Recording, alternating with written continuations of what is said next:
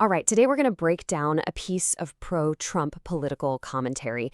And to really get what they're arguing, we're going to use a classic framework you see all the time in persuasion. First, you name the problem, then you offer the solution, and finally you paint this incredible vision of the future. Let's see how they do it.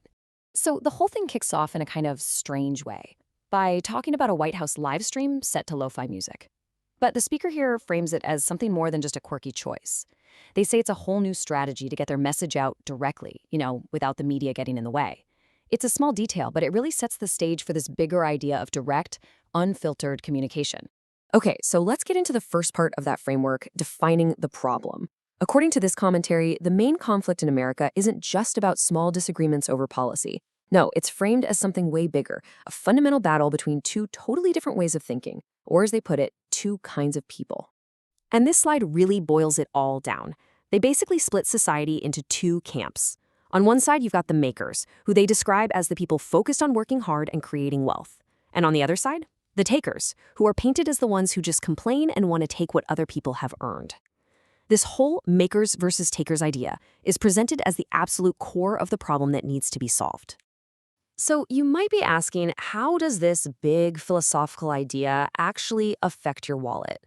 Well, that's where they bring in this economic theory they call the subsidy squeeze. This is their explanation for why, in their view, everyday things are getting so expensive for working folks. Okay, so here's the theory in a nutshell. The argument is that when the government gives out benefits, say SNAP for food, you suddenly have a bunch of people who aren't really worried about the price tag, right? Because they're not paying directly out of their own pocket.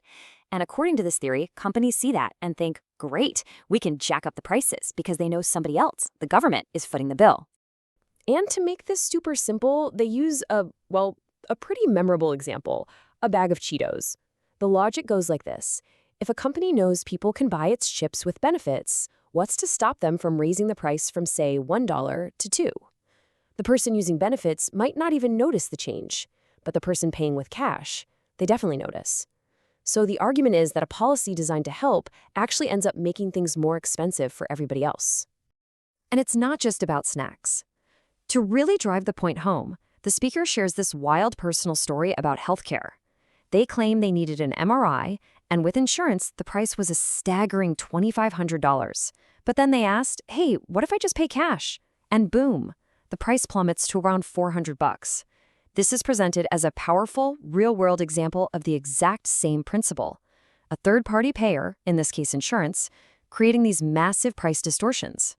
All right, so we've got the problem, this subsidy squeeze. Now we get to the second part of the framework, the solution. And the answer they put forward? The Trump administration's tax cuts, which are framed as direct financial help for those makers we talked about earlier. And this is where the numbers get, well, huge. According to the speaker, we're talking about $280 billion in tax refunds being sent out. It's presented as more than just a statistic. It's a massive injection of cash going straight into the hands of American families. And here's how they make that huge number personal. The commentary points out that the average refund was over $3,400. That's up 11% from the year before. The goal here is to get you thinking about the direct impact an extra $3,000 or $4,000 would have on a family's budget.